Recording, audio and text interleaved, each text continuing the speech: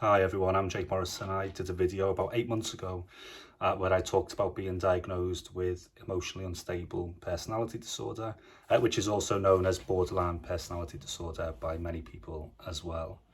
And I just wanted to do a video just to update people on my progress, how things are going, hopefully some inspiration or at least get some people thinking if you are going through this journey or if you're just trying to understand a bit more about this as well.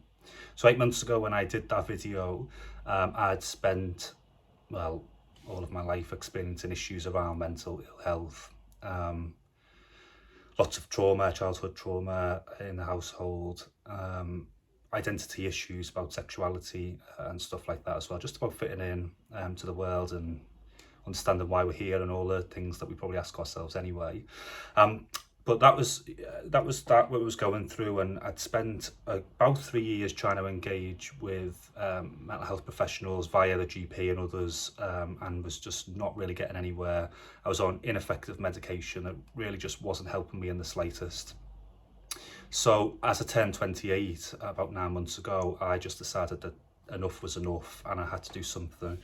And as part of that issue of suicidal ideation, thoughts of suicide, I really was coming to the decision that 30 would be the end, that if things just hadn't improved for me, there would be no point, because life and my ability to cope was feeling worse and worse as time was going on. So I think I updated in the video, I did pay to go private. I'm very fortunate to be able to do so in that I've got a good paid job that I enjoy doing, which is a shame that that's what it comes to.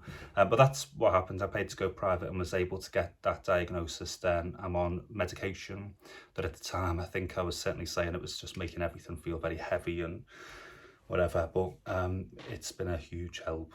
Anxiety wise, because I certainly have depression and anxiety with the personality disorder.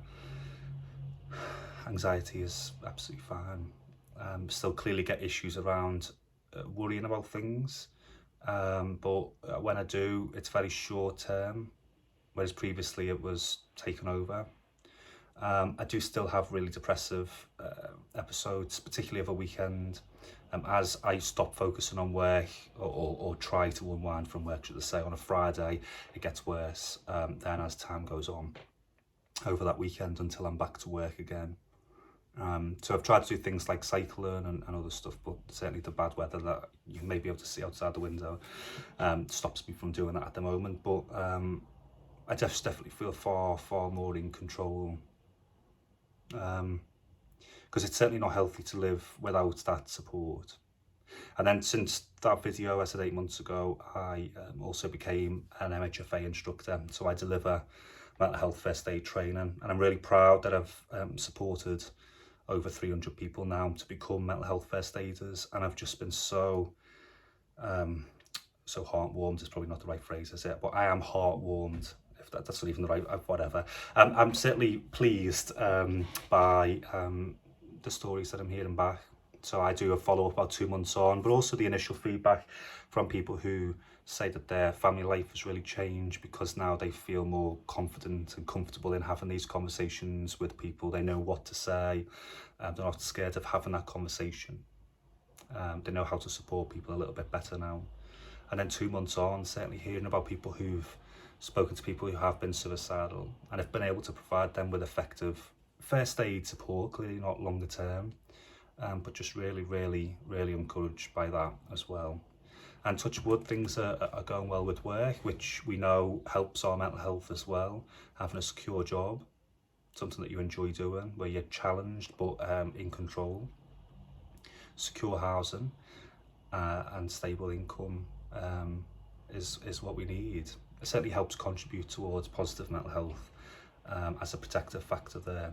So yeah, things certainly going much better for me. I haven't yet engaged with any talking therapies like dialectical behavioural therapy or CBT or anything else that may be recommended for the personality disorder.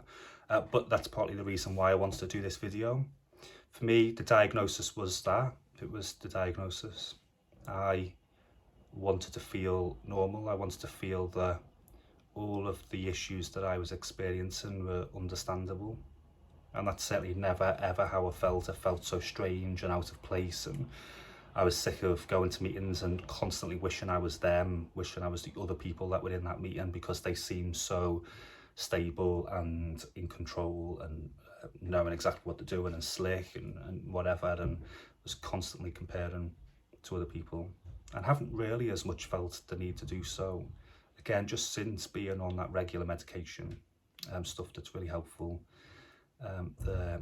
But as I said, I think it's about knowing that it's normal, being able to relate to other people's stories and situations, speaking to other people with the same condition has been helpful as well. And as a lot of people seem to, because I've certainly been speaking to a couple who have the dual diagnosis there, arguably of ADHD as well as a personality disorder. That in itself certainly brings challenges, but certainly helps as well. It certainly helps me to do my job, having ADHD. But again, it's just something that no one had ever thought to mention to me in my life. Maybe they didn't recognise it, of course, but you just do wonder how things may have been different if you know that at school or a lot earlier. So if you're watching this and wondering, do try and seek support. Don't be embarrassed about it, and clearly persist. You have to persist with these things. But there are people out there to help, and that's what matters.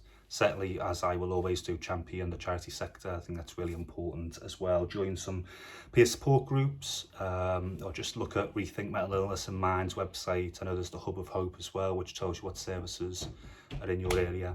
There's certainly a lot that we can be doing. That's just an update on how things are going for me and my mental health.